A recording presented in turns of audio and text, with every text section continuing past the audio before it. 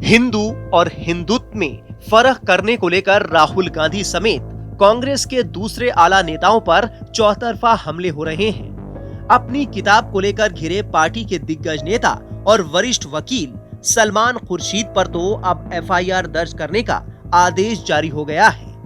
ये आदेश लखनऊ की एक अदालत से जारी हुआ है। खुर्शीद ने अपनी किताब सनराइज ओवर अयोध्या में हिंदुत्व पर विवादित टिप्पणी की है।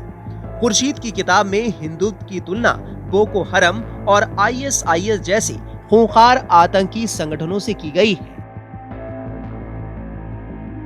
विश्व हिंदू परिषद ने पहले ही इस पर कड़ी आपत्ति दर्ज कराई थी, लेकिन अब लखनऊ की एक वकील शुभांशी तिवारी की अर्जी पर एसीजेएम शांतनु त्यागी ने संज्ञान लिया है। उन्होंने बख्शी का तालाब थाने के प्रभारी को सलमान खुर्शीद के खिलाफ मामला दर्ज करने का आदेश दिया है। कोर्ट ने खुर्शीद के खिलाफ संबंधित धाराओं में केस दर्ज कर 3 दिन में एफआईआर की कॉपी मांगी है।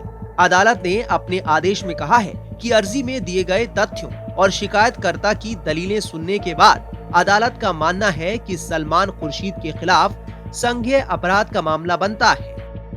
आपको बताते हैं कि वकील शुभांशी तिवारी ने अपनी अर्जी में क्या दलीलें दी हैं। अर्जी में कहा गया है कि सलमान खुर्शीद द्वारा लिखी गई पुस्तक सनराइज ओवर अयोध्या को पढ़ा तो पुस्तक के कुछ अंश विवादास्पद और हिंदू धर्म पर कुठाराघात करने वाले लगे। इस किताब के पेज नंबर 113 के अध्याय 6 में लिखा है, भारत के जिस सनातन धर्म और मूल हिंदुत्व की हम बात करते आए हैं, वो भारत के साधु संतों के नाम से पहचाना जाता है। आज उस पहचान को हम कट्टर हिंदुत्व के बल पर दरकिनार कर रहे हैं। वर्तमान समय में हिंदुत्व का एक ऐसा राजनीतिक संस्करण ला दिया गया है जो इस्लामी जिहादी संगठनों आईएसआईएस और बोको हरम जैसा है। अर्जी में आरोप लगाया गया है कि सलमान खुर्शीद को धर्म, ग्रंथों और पंथों की कोई जानकारी नहीं है और इस प्रकार हिंदुत्व पर अनर्गल टिप्पणी करना दो समुदायों की धार्मिक भावनाओं को भड़काना है। यही नहीं, याचिकाकर्ता ने खुर्शीद की इस किताब की टाइमिंग को लेकर भी सवाल उठाए हैं।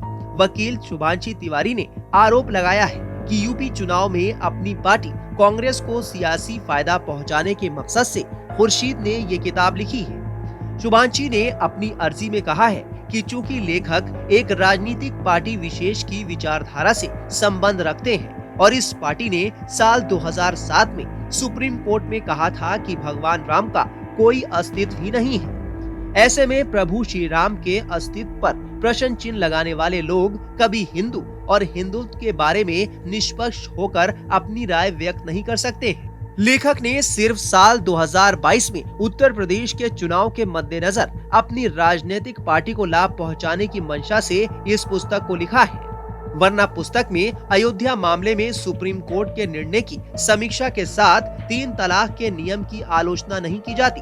अगर पुस्तक अयोध्या फैसले पर लिखी गई तो 3 तलाक, एनआरसी, सीएए और एनपीआर के कानून पर कटाक्ष करने का कोई कारण नहीं था।